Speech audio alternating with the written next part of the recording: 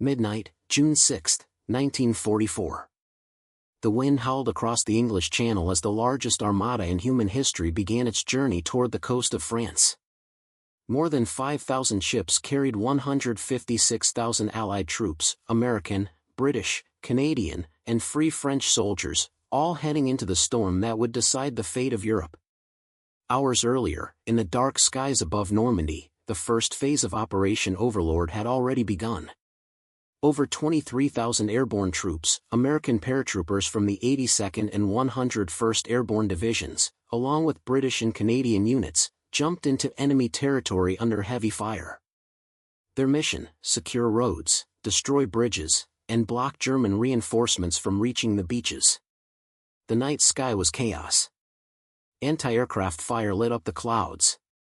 Planes scattered, pilots lost their bearings, and many paratroopers jumped miles from their intended drop zones. Some landed in flooded fields and drowned before even drawing their weapons. Others found themselves surrounded by enemy patrols, fighting in small, isolated groups. But despite the confusion, they fought with fierce determination. By dawn, they had captured key bridges, silenced gun batteries, and held vital crossroads. The airborne troops had done their job. They had disrupted the German defenses, even as chaos reigned all around them. Then came the dawn, and the second wave of the invasion. At 6:30 a.m., the first landing craft approached the beaches of Normandy. The invasion was divided into 5 sectors, each assigned to a different Allied force: Utah and Omaha for the Americans, Gold and Sword for the British, and Juno for the Canadians.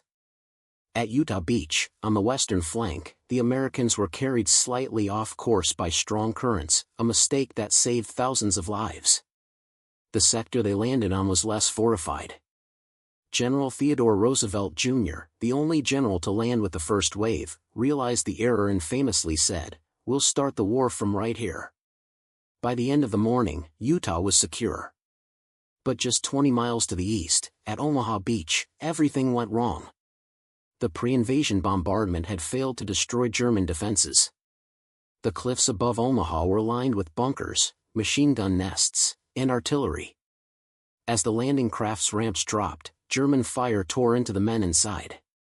Entire units were wiped out before reaching the sand. Bodies floated in the surf. Wounded soldiers struggled through water filled with debris and blood. Engineers tried desperately to clear mines and obstacles under relentless fire. One soldier recalled, "There were no heroes on Omaha Beach. Everyone was a hero." For hours, the beach was a slaughterhouse.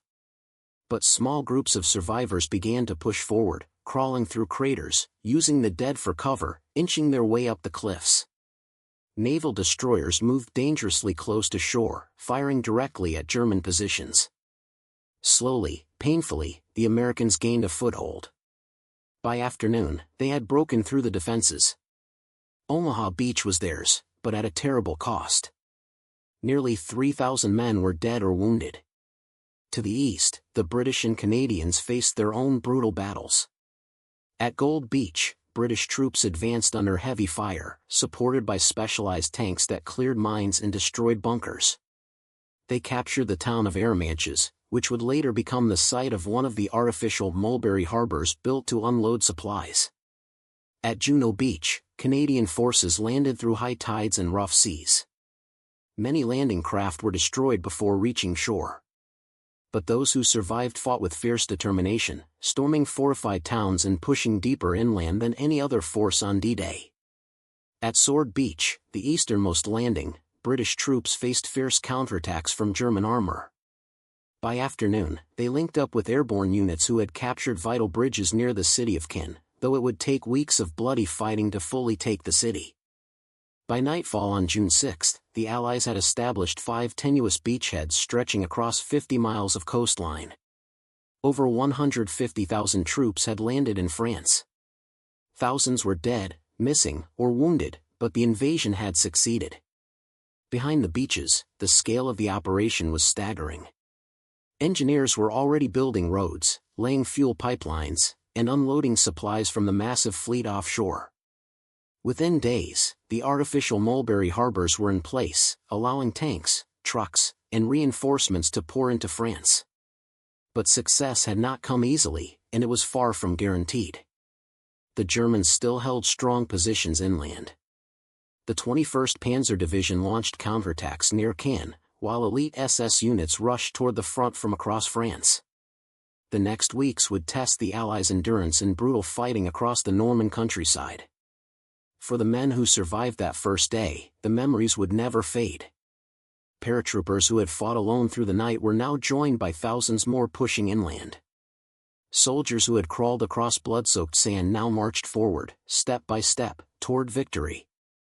In London, Prime Minister Winston Churchill announced the success of the landings to Parliament. Across the Atlantic, President Franklin D. Roosevelt led the nation in prayer for the troops. The world held its breath, realizing that something monumental had happened, the beginning of the end of Nazi rule in Europe. In Berlin, Adolf Hitler was stunned. He refused to believe Normandy was the real invasion. For days, he kept his armored divisions near Calais, expecting another attack that never came. That hesitation would prove fatal. By the time he realized the truth, the Allies were firmly entrenched. The courage of those who fought that day cannot be overstated. They came from farms, factories, and cities across the world. Many had never seen combat before D-Day. They faced impossible odds, machine guns, artillery, and death from every direction, and they kept moving forward. By the evening of June 6, 1944, the beaches of Normandy were littered with the wreckage of war. Tanks burned. Landing craft lay shattered in the surf. The bodies of the fallen lay in rows, covered in sand and seaweed. But the mission had been accomplished. The Allies were in France. For Hitler's empire, it was the beginning of the end. D-Day did not win the war in a single day. It opened the door to victory, a foothold that would expand into a relentless advance across France, into Belgium, and finally, into Germany itself. But it all began here, on this one day, when ordinary men did the impossible. Decades later, the beaches of Normandy remain sacred ground. The silence of the waves hides the echoes of gunfire, the shouts of the wounded, the thunder of artillery. Thousands of white crosses now stand on the cliffs overlooking Omaha Beach, marking the price of freedom. June 6, 1944, the longest day, changed the course of history. It was the day the world began to turn from darkness toward light.